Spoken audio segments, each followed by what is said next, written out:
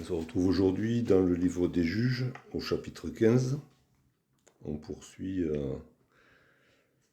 dans l'étude de la vie du juge Samson. Et on va lire le chapitre 15. Quelque temps après, à l'époque de la moisson des blés, Samson alla voir sa femme et lui porta un chevreau. Il dit : « Je veux entrer vers ma femme dans sa chambre. » Mais le père de sa femme ne lui permit pas d'entrer. « J'ai pensé, dit-il, que tu avais pour elle de la haine, et je l'ai donnée à ton compagnon. Est-ce que sa jeune sœur n'est pas plus belle qu'elle ? Prends-la donc à sa place. » Samson leur dit : « Cette fois, je ne serai pas coupable envers les Philistins si je leur fais du mal. » Samson s'en alla, il attrapa 300 renards et prit des flambeaux. Puis il tourna les renards queue contre queue et mit un flambeau entre deux queues au milieu. Il alluma les flambeaux, lâcha les renards dans les blés des Philistins et embrasa les tas de gerbes, le blé sur pied et jusqu'aux plantations d'oliviers. Les Philistins dirent : « Qui a fait cela ? » On répondit : « Samson, le gendre du Timnien, parce que celui-ci lui a pris sa femme et l'a donnée à son compagnon. » Et les Philistins montèrent, et ils la brûlèrent, elle et son père. Samson leur dit : « Est-ce ainsi que vous agissez ? Je ne cesserai qu'après m'être vengé de vous. » Il les battit en leur infligeant une grande défaite. Puis il descendit et se retira dans la caverne du rocher d'Étam. Alors les Philistins se mirent en marche, campèrent en Juda et s'étendirent jusqu'à Léchi. Les hommes de Juda dirent : « Pourquoi êtes-vous montés contre nous ? » Ils répondirent : « Nous sommes montés pour lier Samson, afin de le traiter comme il nous a traités. » Sur quoi 3000 hommes de Juda descendirent à la caverne du rocher d'Étam et dirent à Samson : « Ne sais-tu pas que les Philistins dominent sur nous ?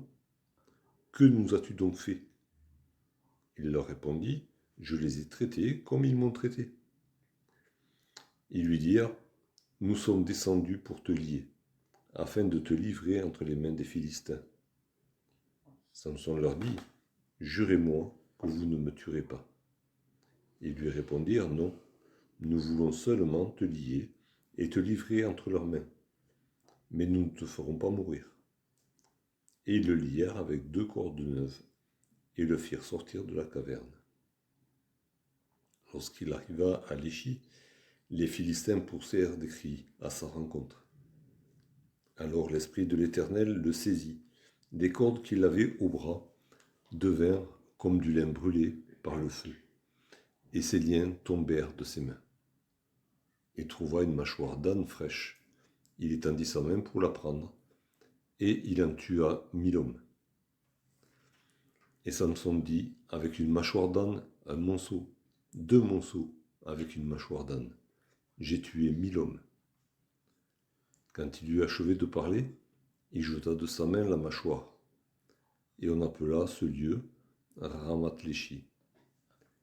Pressé par la soif, il invoqua l'Éternel et dit : « C'est toi qui as permis par la main de ton serviteur cette grande délivrance. Et maintenant, mourrai-je de soif et tomberai-je entre les mains des incirconcis ? » Dieu fendit la cavité du rocher qui est à Léchi, et il en sortit de l'eau. Samson but, son esprit se ranima, et il reprit vie. C'est de là qu'on a appelé cette source En-Hakoré. Elle existe encore aujourd'hui à Léchi. Samson fut juge en Israël au temps des Philistins pendant 20 ans.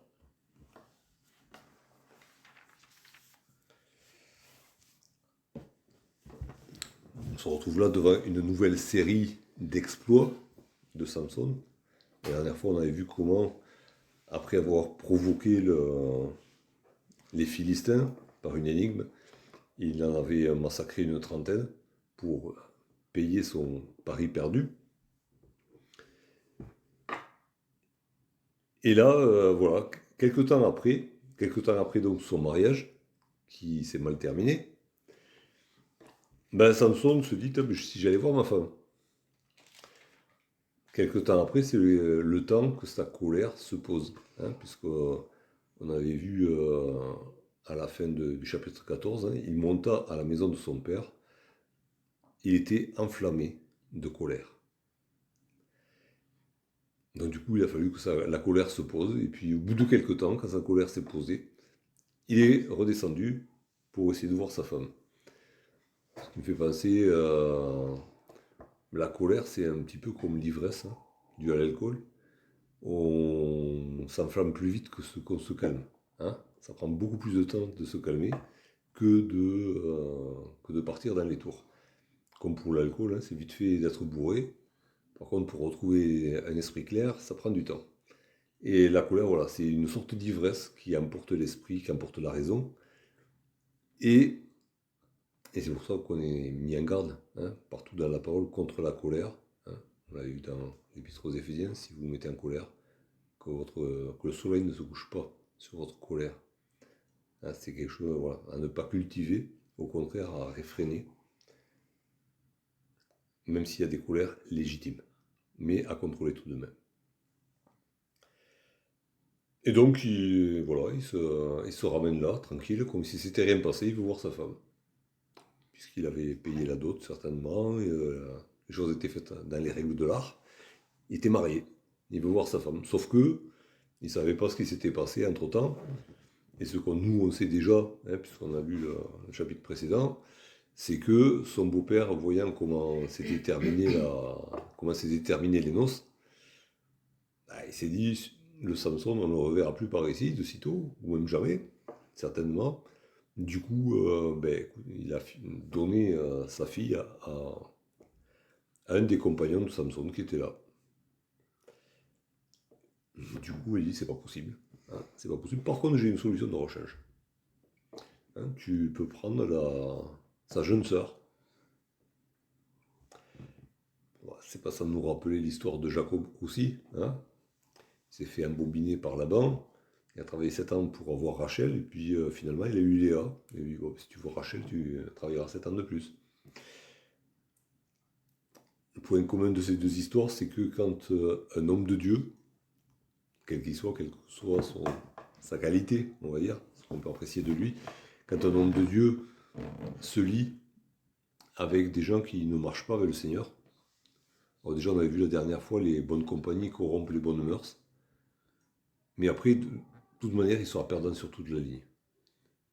Il perd sa moralité, mais il perd aussi ses biens, ses relations, il perd tout. Dans une relation dans un accord, quand on marche en accord avec quelqu'un qui ne suit pas le Seigneur, on va tout perdre. Et du coup, il se remet en colère. C'est sa manière de fonctionner. Et il en rajoute même, il dit que sa colère, pour le coup, maintenant, est justifiée. Comme si le coup d'avant, le coup d'avant, c'est lui qui avait un petit peu cherché les embrouilles avec son énigme. Là, il dit que pour le coup, ce coup-ci, ma colère, elle est justifiée. Et je n'aurai aucun scrupule à faire ce que je vais faire.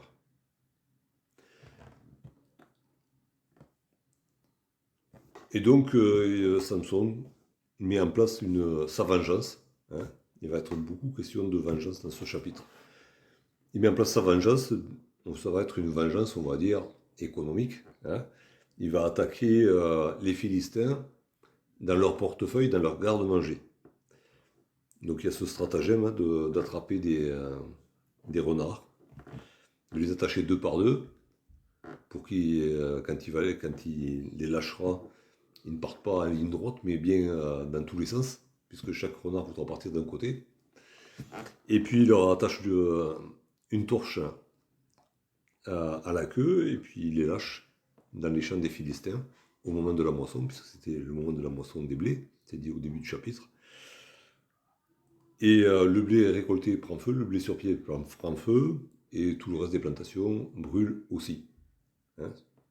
Alors on peut imaginer qu'avec 150 paires de renards, 150 départs de feu, les Philistins ils ont eu du mal à contrôler l'incendie. C'était un pyromane averti.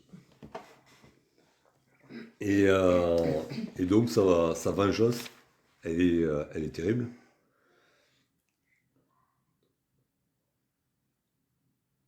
Et la réaction du coup des Philistins, elle n'est pas moins. Hein. Ils sont touchés dans leur garde-manger, dans leur portefeuille, et la réaction ne se fait pas attendre. L'enquête est vite menée. Qui l'a fait, on le sait, c'est lui. Et pourquoi? Le pourquoi, on le découvre directement après. Alors, on ne sait pas comment ils ont fait leur enquête, on ne sait pas qui a vendu la mèche, sans mauvais jeu de mots.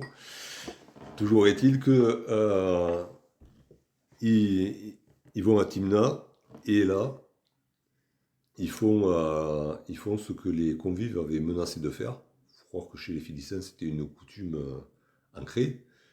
Ils brûlent la femme de Samson et son père. On peut imaginer qu'ils ont brûlé dans la maison, quoi. Et du coup, la vengeance de Samson est allée même au-delà peut-être de ce qu'il espérait. Il voulait faire du mal aux Philistins. Il a semé en plus la zizanie parmi eux, ils ont commencé par s'entretuer. Et pour le coup, il a perdu définitivement sa femme. Là, c'est sûr, il ne pouvait plus la récupérer. Encore une fois, il a avancé dans les pertes. Hein, en gros, il a validé la perte de sa femme. Son beau-père la lui avait reprise, mais là, par son action, il a bloqué la situation. Ça, c'est fait. Du coup, apparemment, il est témoin de la chose, où il est averti rapidement, et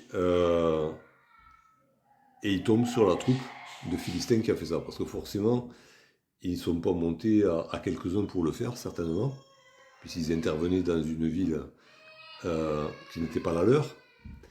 Et donc il y avait certainement une troupe conséquente qui était là, qui avait mené à bien cette vengeance.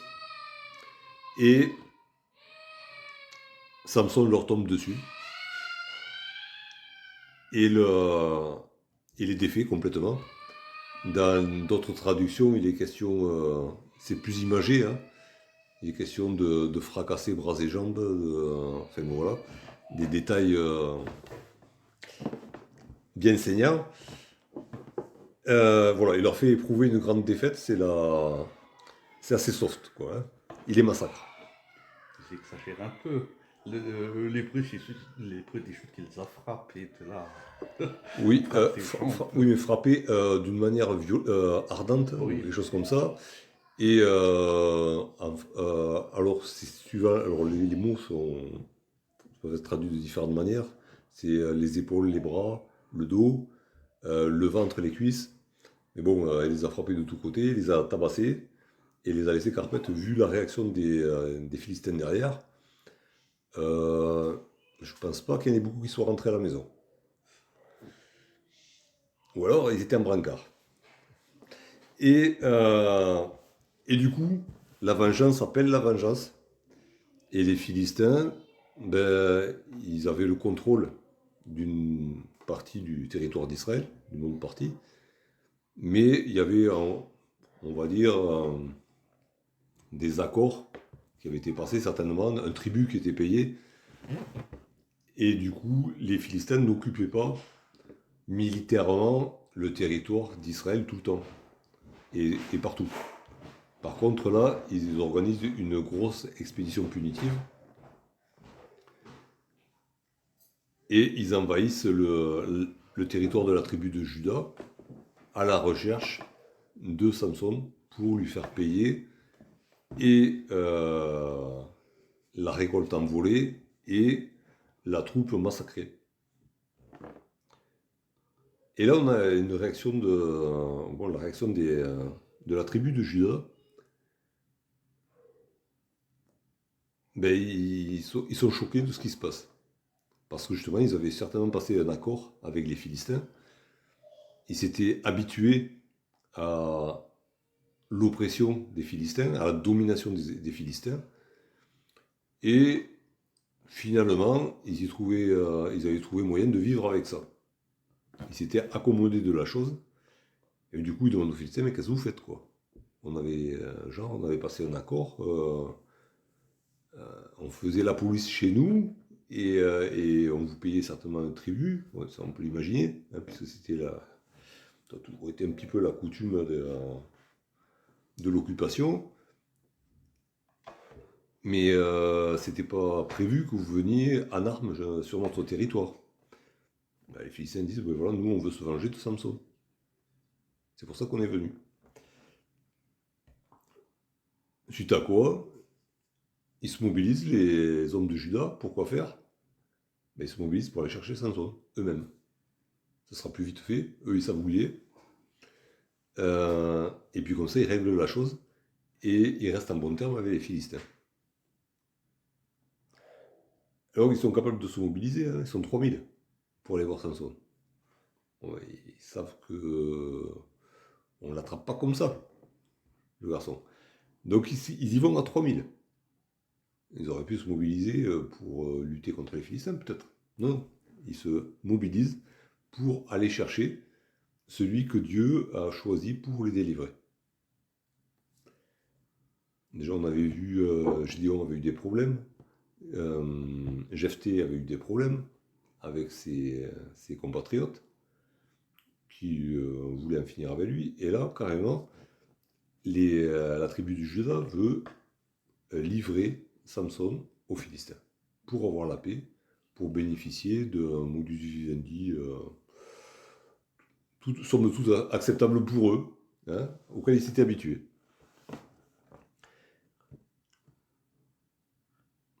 Alors ils sont peut-être dans leurs petits souliers et puis ils n'ont pas envie de prendre des baffes. Du coup, ils expliquent, ils discutent avec Samson. Et ils arrivent à un accord. Samson leur dit, ok, je ne me défends pas, vous m'attachez, mais vous me promettez de ne pas me tuer. Et eux disent, non, on n'a pas l'intention de te tuer, nous on voulait juste te vendre aux Philistins, pour avoir, enfin, sous-entendu pour avoir la paix, quoi. Hein, voilà, on élimine le fauteur de trouble, on contente l'occupant, et on continue notre petite vie, tranquille.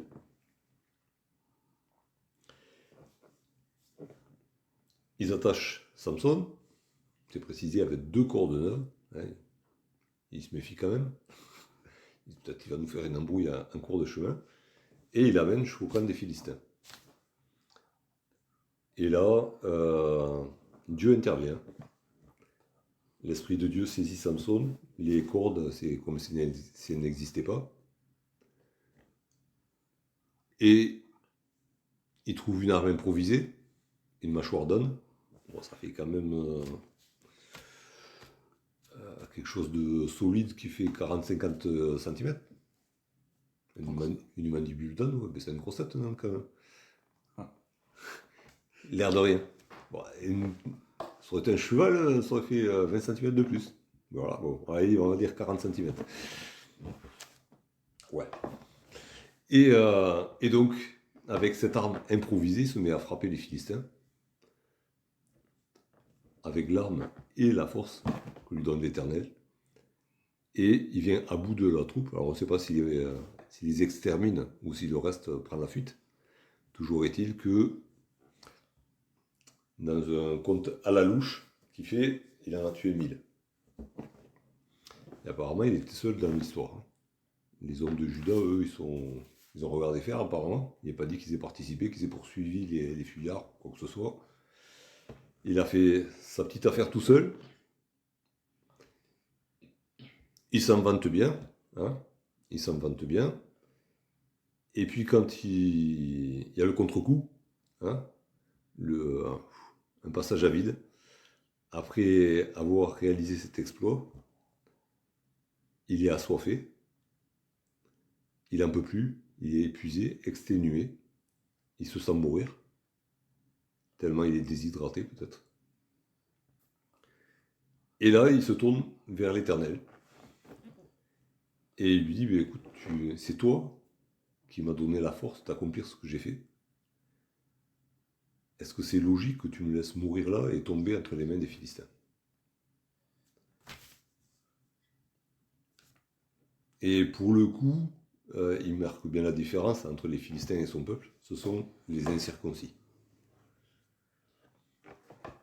Il s'est peut-être passé des choses quand même d'un chemin faisant dans le cœur, dans la tête de Samson. Et là, Dieu intervient encore, comme il est intervenu dans le désert pour son peuple, malgré les murmures et l'ingratitude de son peuple. Dieu fend le rocher et fait couler de l'eau pour Samson, et non seulement pour Samson, mais pour les générations suivantes aussi, puisque quand le livre a été écrit, il est dit que cette source existait encore au jour de l'écriture du livre. Et conclusion du chapitre, alors conclusion du passage, on va dire, Samson fut juge en Israël au temps des Philistins pendant 20 ans.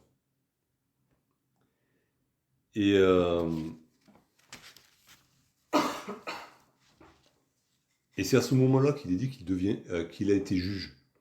C'est pas avant, c'est pas au moment de son mariage, c'est pas plus tard. C'est à ce moment-là que c'est dit. C'est peut-être aussi à ce moment-là qu'il est devenu pour de vrai. Pas nécessairement. Hein. Non, mais qu'il est devenu, qu'il a pris peut-être conscience. Non, en fait, je veux dire par là que c'est, comment dire, une ambiguïté du texte hébreu, parce que ça peut se conjuguer à l'imparfait ou au passé intérieur. Je veux dire, Samson a fait juger Israël pendant 20 ans. Alors ça, oui, mais ça voudrait dire que ça s'est terminé là alors. Si c'est au passé. Comment dire? Je veux dire, ça établit une période de 20 ans, mais ça n'a pas forcément commencé à ce moment précis. Non, je ne dis pas que ça a commencé à ce moment précis, puisqu'il avait fait des choses avant. Mais il avait commencé à délivrer Israël des Philistins. Mais peut-être que si c'est dit là, pourquoi est-ce que c'est dit là? Bon, moi j'ai trouvé une. C'est mon raisonnement, hein. Peut-être que c'est là, à ce moment-là où il a changé d'attitude un petit peu.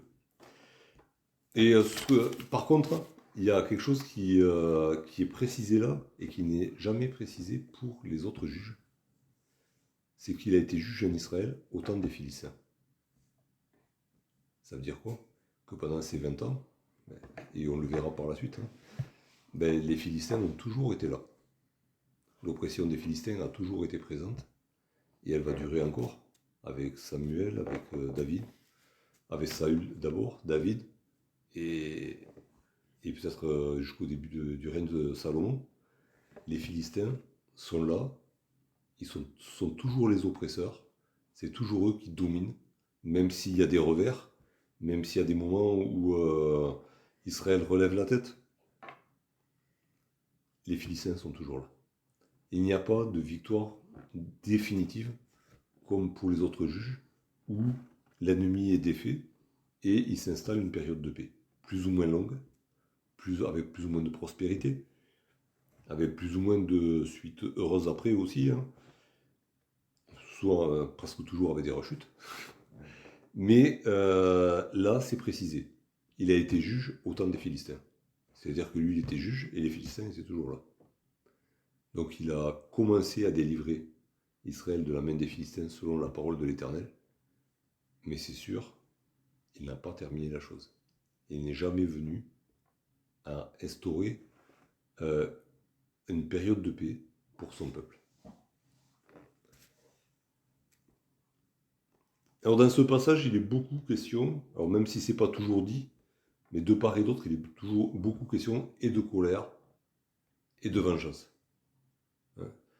Et on va dire, Samson fonctionne comme les Philistins, sur la colère et la vengeance. Et du coup, ça fait des actions qui ne sont pas construites, il n'y a pas de suite logique. Par contre, il y a une escalade.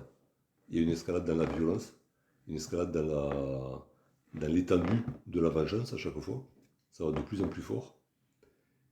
Pour aboutir à un résultat, finalement, pas vraiment, c'est pas vraiment très rentable, hein. Les Philistins sont toujours là, à l'arrivée. Donc voilà, un mode de fonctionnement que la Bible, dans beaucoup de passages, déconseille, autant la colère que la vengeance, et même encore plus la vengeance que la colère. La vengeance, même des fois, c'est un plat qui se mange froid, hein, contrairement à la colère, mais qui n'aboutit à rien de bon quand même. Samson, voilà, fonctionne comme, lui, circoncis, fonctionne comme les incirconcis. Ça, on l'avait déjà vu au chapitre précédent. Il s'est calqué sur ce qu'il doit combattre, dans sa manière de fonctionner.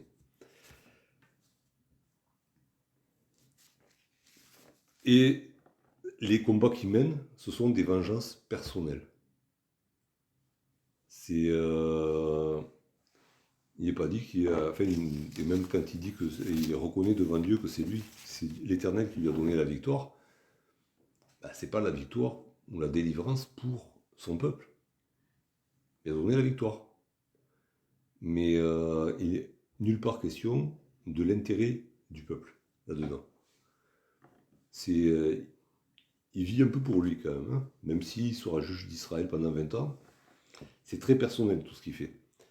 Et sa motivation, du coup, c'est pas l'intérêt du peuple, c'est pas un amour ou un respect, de la piété pour Dieu.